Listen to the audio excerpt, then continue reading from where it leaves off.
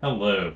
Today I have this 1970s 10 horsepower MTD 1000 garden tractor, and I will be taking it entirely apart, usually at 2, 3, or 4 times speed.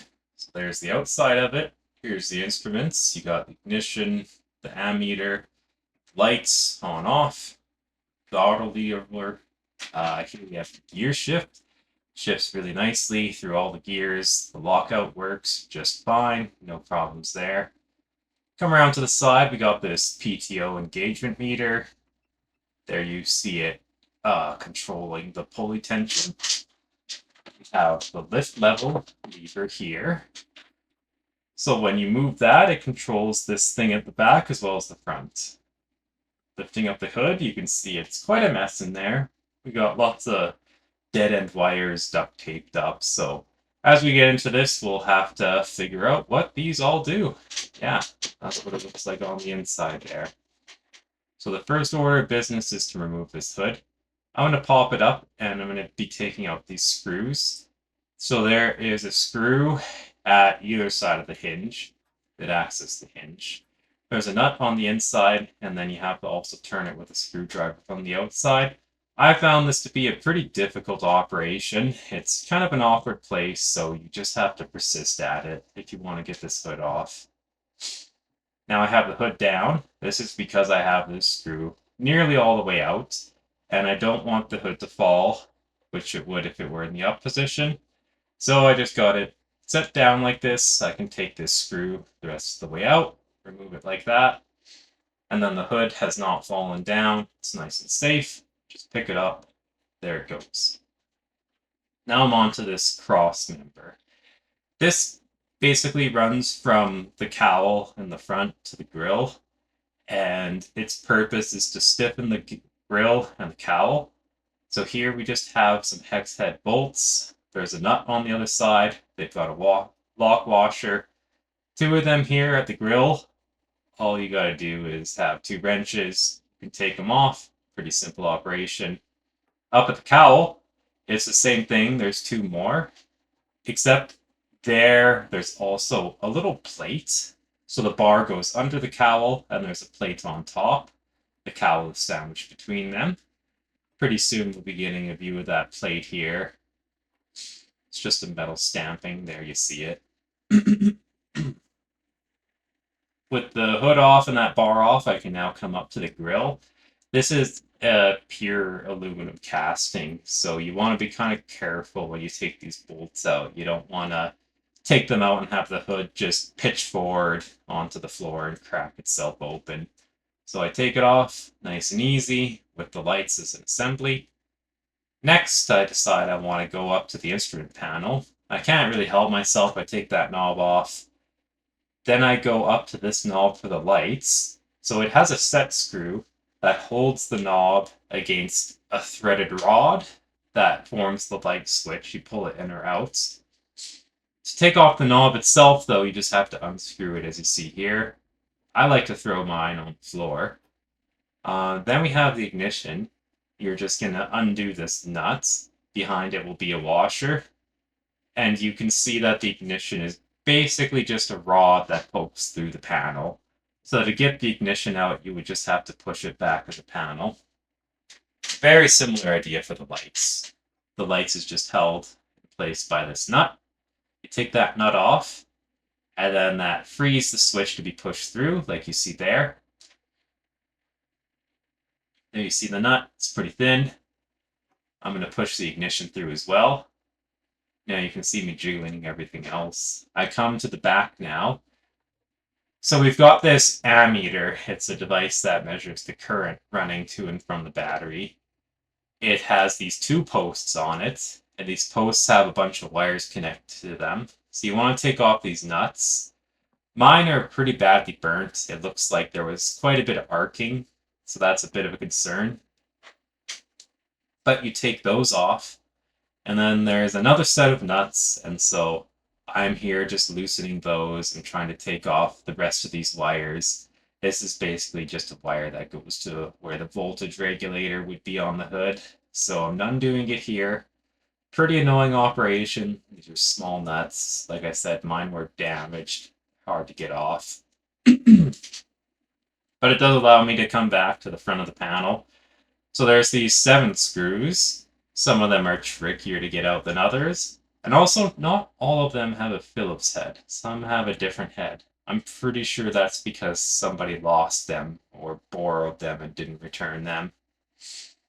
In any case, you just go around this instrument panel. It's like a sheet of stainless steel with all these holes stamped into it.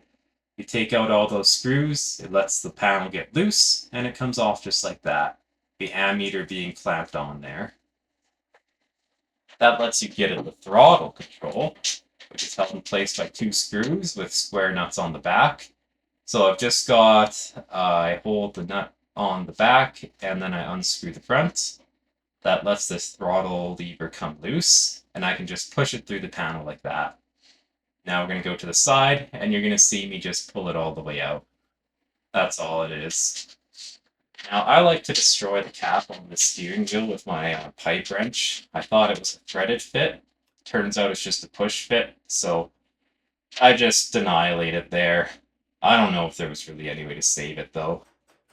The steering wheel itself is held in place by this spiral pin. So it's kind of like a spring pin.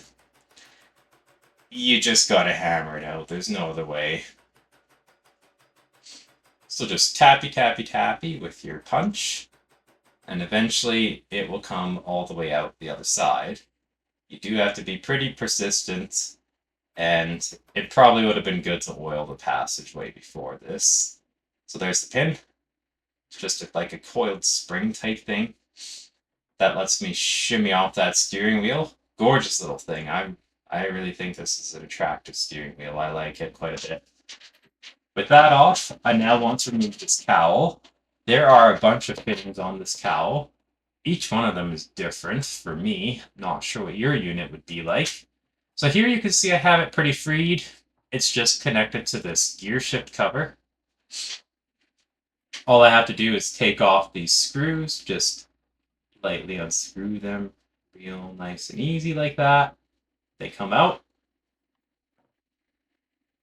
And then I can you just gotta shimmy things around. I'm gonna be shimmying that gear shift cover as well as the cowl. Eventually, with some persistence, you can get it out like that. Now I'm at the back of the unit. I want to remove this rear fender assembly. So these are some bolts that hold it to the transaxle. I'm going to take those 2 out. Then I'm going to attack the bolts that hold the seat down.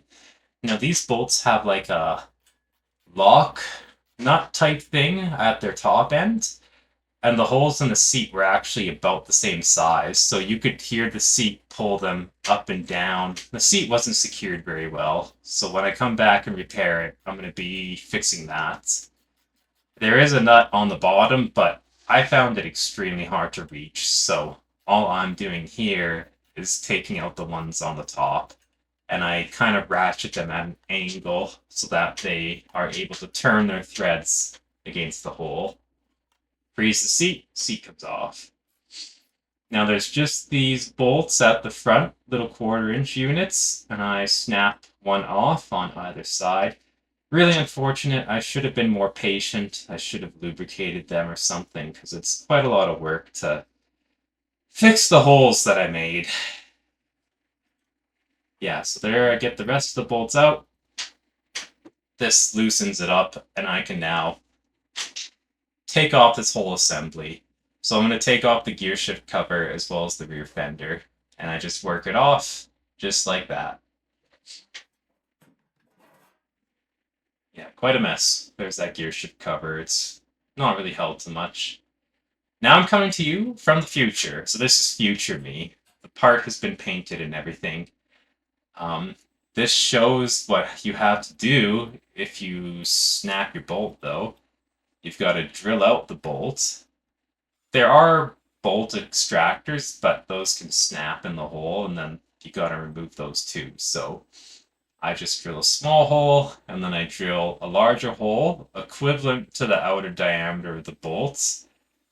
I got at about the center of the hole, thankfully, so I can kind of just retap this.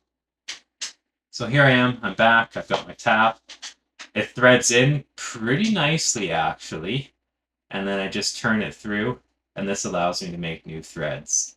But I have to do this for every bolt I snapped. It's a pretty laborious operation. Like, this is not quick and easy stuff. So if you can avoid shearing off the bolts, that would be the best method to take. This isn't so fun. So now I want to deal with this parking brake. I'm just showing how it's connected here. You've got the knob. It goes through this threaded plate, and there's an elastic nut on it. Basically, that controls the looseness.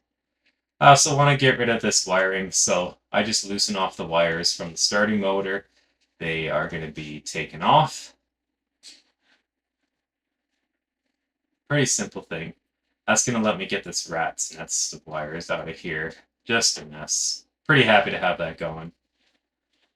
Alright, now I've got this floorboard footrest thing plate, and I would like to take it off. So I'm going out with my breaker bar. I'm speeding things up because guess what? This took quite a lot of time for me. I'm a slow guy when it comes to these things. Anyways, I'm working at it. I'm taking these bolts off. You can see it's loosened up here. That's exactly what I want. I'm also, while I'm in the area, I may as well just remove all these bolts. So I really go to town. I take off the bolt for the footrest as well as this one before. These bolts, I'm pretty sure they connect to the steering column and hold it in place. So footrest comes off. And now I'm just getting the rest of these bolts. Like I said, these ones go against the steering column. The steering column is held in place from the front, and then its casting also goes against this side, and these bolts hold it in place. The steering column's actually really solid. Anyways, I take those off. I also want to get this cover thing that goes over the chassis off. It's a pretty big turtleback type piece of steel.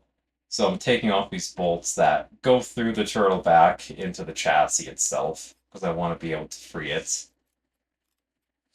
Pretty awkward position, as you can see. Were I to do this again, I would remove the tires and have this back end up on blocks. It's just, yeah, you can see how little fun that is to take it apart that way. Now I am removing another bolt that holds this turtle back thing, this time to the transaxle. So we take that out. There we go. Now I'm going to go for the steering column some more. I've already got the bolts on the side taken out. Now I'm going to take out the bolts for the steering column that are at the top. One of these bolts holds this spacing device. I'm not sure what to call it. But it's there because the steering wheel sector would otherwise hit the right angle drive. There's not really enough clearance. So you got this thing to keep it back so that it doesn't interfere. So you take those bolts out. Steering column, you can see, went loose, and there's that device I was talking about. Now I drop the steering column, nice and gentle. I don't want to break anything, that's why I'm doing it this way. The steering column, in my case, is still held to the drag link, so I gotta remove that. This wire is because the ball joint was so worn out that it would pop out of its receiver. So this previous owner put a piece of wire on it to hold it in place. All I have to do is remove that wire, have a wrench around the nut at the top, and then I can take off this elastic nut on the bottom. That's going to let me push it through this link here. Yeah, just like that. And now the drag link and the steering column are free. I take them away afterwards. Now I removed all the bolts holding this in place so it fell down. It's only held in place by that level adjustment lever. So I take out the clevis pin, lets me get this whole assembly out. Pretty simple thing. You can see exactly how you would attack that. Now I try and take off this turtle back, but the brake caliper interferes, so I give up and I go to the front and I deal with this level control lever. First thing I do is take off this link that goes to the back of the tractor. So that's just held in place on some clevises. They got some pins. Then I take out the rest of these pins. There's this whole linkage mechanism thing because this adjustment device is on both sides of the tractor.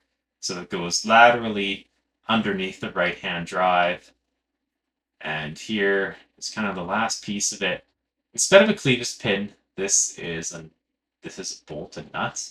I'm pretty sure it's supposed to be a clevis pin though, so I'll be replacing it with a clevis pin when I go to put this back together.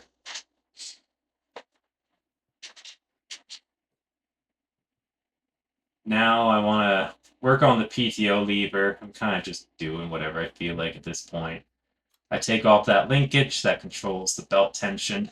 Now I'm able to go to the PTO lever itself, and this is just held on with an elastic nut. If you loosen that along with these wavy washers that act as springs, then you can take that lever right off. And you can see me kind of move it, and you can see the linkage move too. There is this thing here. These nuts are welded on. They're not coming out. Well, they shouldn't come out. So this is why I eventually give up and go to the other side. You'll see this a lot on this tractor. There's a lot of nuts that are welded. So I take these bolts off. It's going to let me take this whole flange off for the PTO engagement lever. You can see how it's working there. It's just got a shoulder bolt and then it's got its linkage. Now I'm just going to take off everything I can. I believe these are bolts that hold the battery train pulleys, so I want to remove that, so I'm removing these bolts. Spinning them out. So now I'm working on that depth adjustment, that height adjustment lever.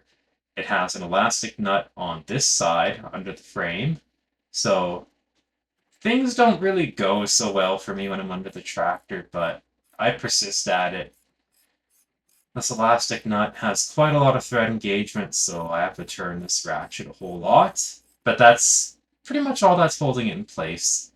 So eventually, as you will soon see, I'm able to get the nut off, and then I can just pull the shaft right out, just like that. And there it is from the other side. That's how it goes in. Pretty simple stuff. Now I want to remove the battery tray entirely. So I'm going to remove these bolts from the other side. One of the bolts is where they grounded the battery with what's really a comically small wire. I'm pretty sure it's supposed to be like a 4-gauge wire or something. Take out the other bolt, and the battery tray can go on my shelf. Bye-bye, battery tray. Alright, up to the front. We've got this whole mess of stuff here. So there's this thing that controls the clutch lever tension. It goes to the clutch pedal. It's like a chain like you would find on a bicycle. I take this nut off that controls its tension. And then the chain rides on this sprocket. The sprocket rides on a bearing. The bearing rides on the shank of this long bolt. So I just have to take off the elastic nut, and then the chain comes loose, the sprocket. At this point, I don't understand what's going on. You can see me cleaning off all this grease, but it really is just a push fit onto the shaft, so you can wiggle it off. There you see it, and the bolt. Now I'm trying to get the clutch pedal itself off. So first I have to remove this washer and this pin. Not really too hard. You're not going to get it out by hammering on it, is what I learned, because on the other side is a spiral pin. So here I am hammering on the spiral pin, just trying to drive it out. It's in there pretty good. It's also a heftier spiral pin. But I do manage to drive it out, which is where the next trouble begins, because that pedal doesn't want to be separated from its shaft whatsoever. So I'm hammering it with a screwdriver. The screwdriver is acting as a wedge in this case. I'm trying to wedge it away from the frame. I'm working it back and forth. I am going to town on this pedal. It is on there stubbornly. But through persistence, I'm able to pull it off. There you see the little handsome thing. Now I want to remove this side plate, so I take off the last bolt. There we go. And off comes the plate. Easy breezy. Alright. Now I've got, this is a linkage that goes to where that park brake was. It's just held in place with this pin. So I'm going to take this pin out so that I can free that linkage. I'm trying to get rid of all these linkages and stuff. It's too complex for me to think about, so I want to simplify what this machine looks like as I take it apart. Pin comes out, linkage comes off. Now there's the other side plate. That one is going to come out pretty easy as well. All I have to do is remove this bolt, and then that'll free it. Yeah, there it goes. Thank you, gravity. Carry it away. Now there's this turtle back thing that I was talking about. It is impossible to free it without taking this brake assembly off. So there I adjust the brake. The brake tension adjustment I take off. I'm at the back now. This is the control rod for the brake. So when you engage the clutch, it also engages the brake.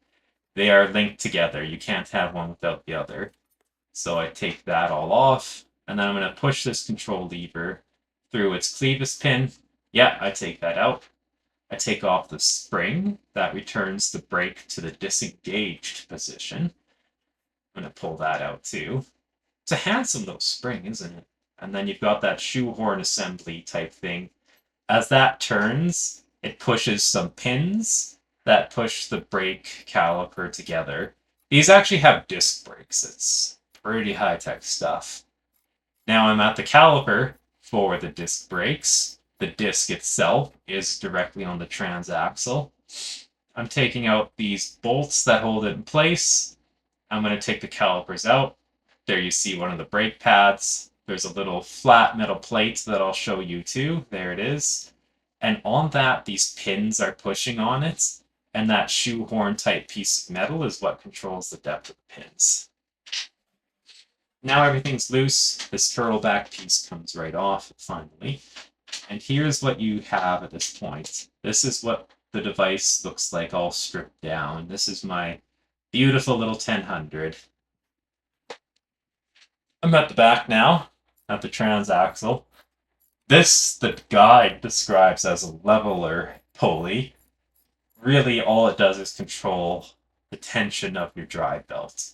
So, since I'm disassembling it, I'm going to take that off. There's the nuts, there's the bolt, there's the pulley, and there's the bolt thing that controls the depth. Okay, you are seeing me do this all wrong. I'm very sorry. What you should do at this point is remove the bolts from the engine, remove the engine, and these pins, they're just like a slide fit into the clutch disc itself, so they would come right out. Instead, I, like a fool, drive out the pins and make this so difficult. So the pins are out, and the clutch is free to spin, but I'm going to have to push those pins back in later, and just, everything's more difficult. Just don't do it like I'm doing, remove the engine first. But whether you do it my way or the right way, you'll have to remove this right-hand drive. It's held in place with bolts that go through this plate. And then the drive itself comes loose, but you have to then remove that bolt I was touching that controls this clutch lever that would be linked to the pedal. This is what compresses the clutch spring and allows the clutch plate to turn freely. So that nut, I believe, is an elastic nut. Actually, well, you can see it right here. I'm struggling. It's struggle town for me taking this nut off. Oh boy, is this ever not fun for me. And then to make matters even better, it goes onto this shoulder bolt. And the shoulder bolt had worn out, so it's stuck in here too. I come back with my pin punch. Try and pound it out. There we go. I'm going to bring it around and show you now. That's the shoulder bolt. You can see it's pretty worn. I'm going to reuse that though, because I have no hope of buying a new one. Now the right-hand drive comes out. And next, I'm taking off all these attachments on the chassis. So this one is like it just keeps the pulley from flying out too much. And then next I have these flanges that have holes in them. These holes accept the clutch pin as well as the depth adjustment, level adjustment pin. So that's what those go through. I take those off. Now again, for whatever reason, I've decided to do this in just the worst way possible. I'm trying to take off this idler pulley. It's awkwardly positioned with the engine there.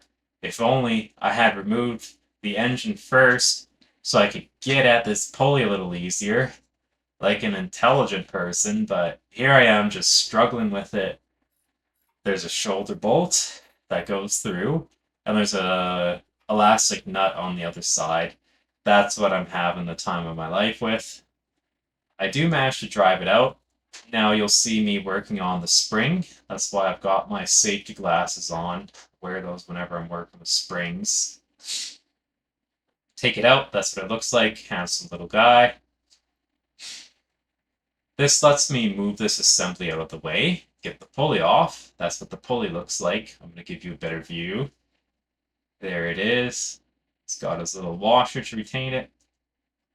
And then there's this adjustment lever type thing. Well, there's the shoulder bolt first.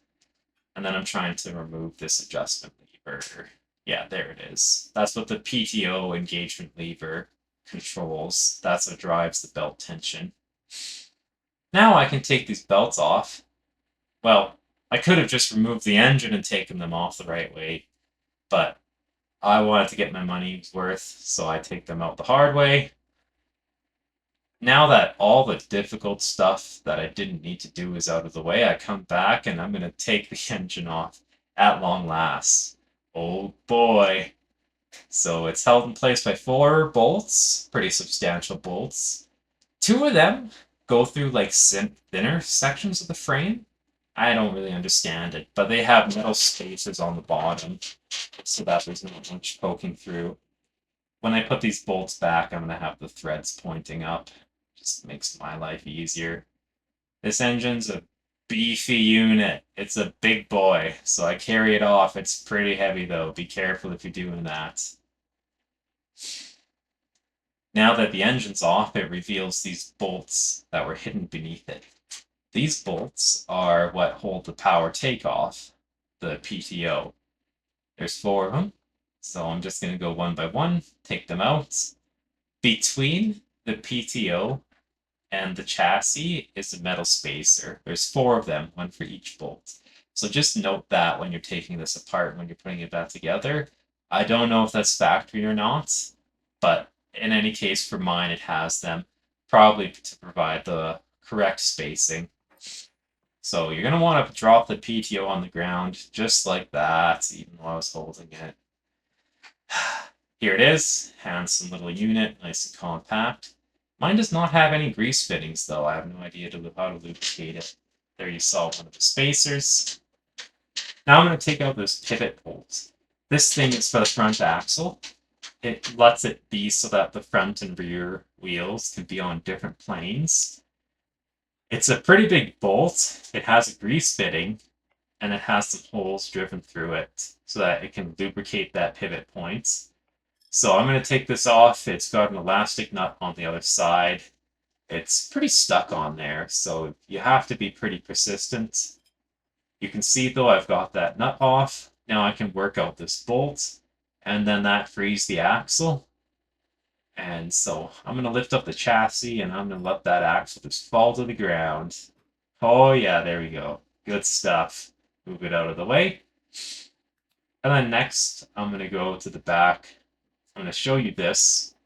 This is how the tractor came. That left side, it didn't even have the nuts on it. So that's a little dangerous. What you see here is how it's supposed to be. There's supposed to be nuts that hold the transaxle to the frame. So I'm taking those out now. There's just 2 of them. Wrench on the bottom, ratchet on the top. Pretty standard setup. You can see here though that the transaxle is starting to shift, so I go and get some blocks of wood.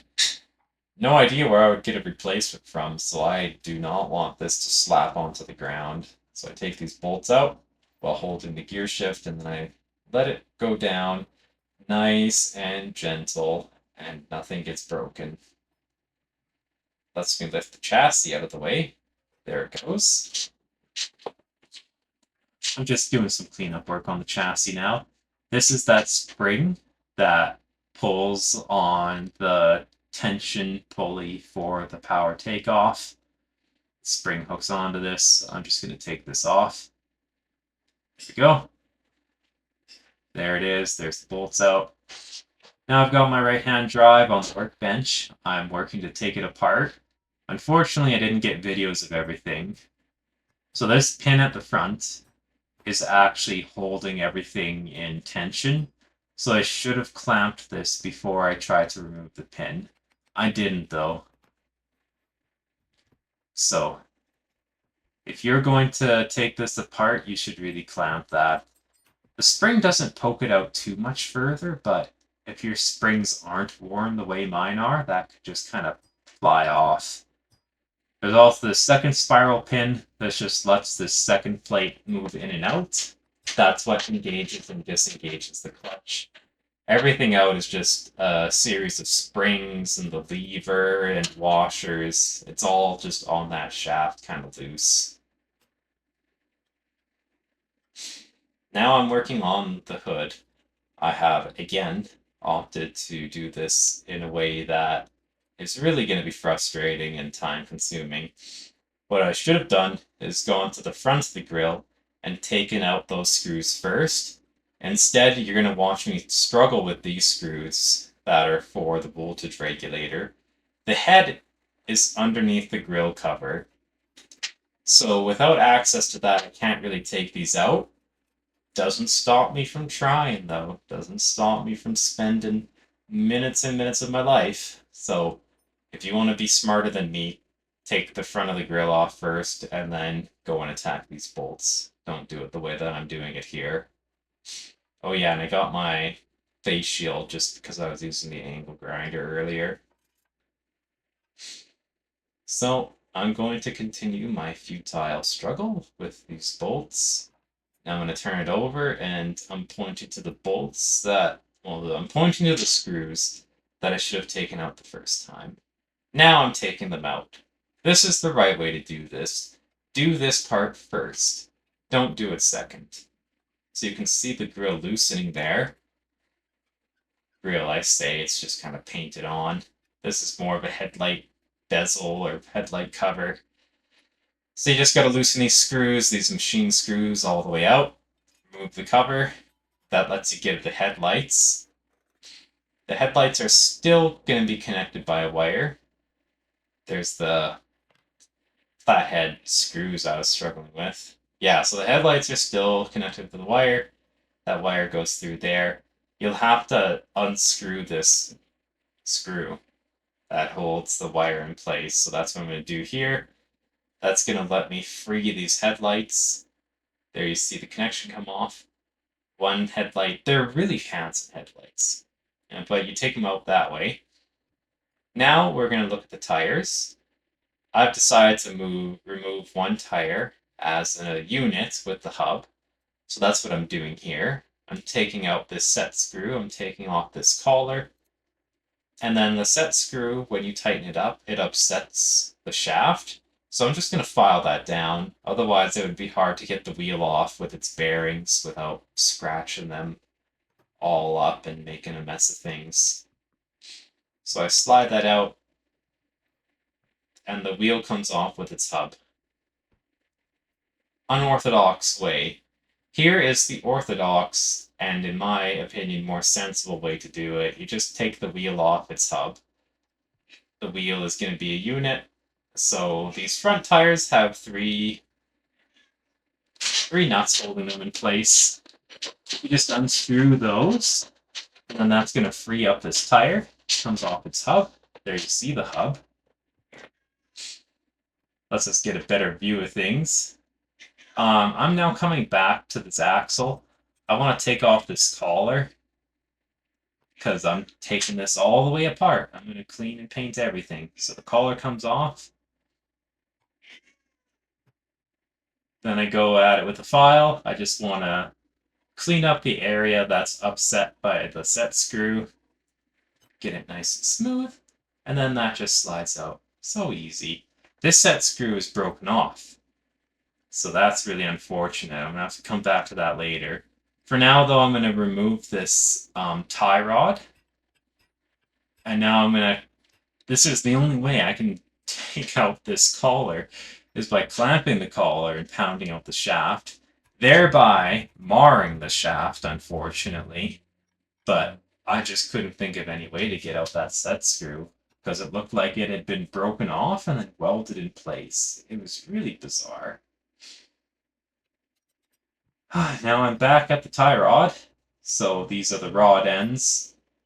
They have like a slot you can fit your wrench over so you can screw them off. That nut is basically a lock nut. I leave it in place so I know how far to put these on. The toe in on these things is supposed to be 1/8 of an inch, I believe. So I spin them both off, and then I come to the back wheels. The back hub has 5 screws instead of 5 bolts. These are 5 bolts instead of 5 nuts. So you take out these bolts. They are fine thread. They are not coarse thread. They're fine. I take them off in a bit of a star pattern. I don't want to cause any to be loose while the others are still tight. So I untighten them at the same rate. Take those away. Wheel comes off. So everything's apart now. I'm showing how I clean things. I go at it with the chisel. I get all the dirt off, all the big pieces from both surfaces, from the sides. This is kind of the first step that I do on every single part. I either use a chisel or a piece of wood, clean out those holes. Then I come at it with a pretty coarse brush. And then the last operation I'll do to clean up parts is I'll hit it with an angle grinder. That's what I do to get it ready for painting. So that's about everything. That's how you take apart one of these MTD tractors. I hope this is kind of useful for you if you're having your own struggles. Maybe you're just repairing something. This is a complete disassembly, so it shows you how every part's put back together. Shows you how I clean these things up for painting. So I hope you got some use out of this. I know it was helpful for me when I was putting it back together. Have yourself a wonderful day and enjoy the angle grinding.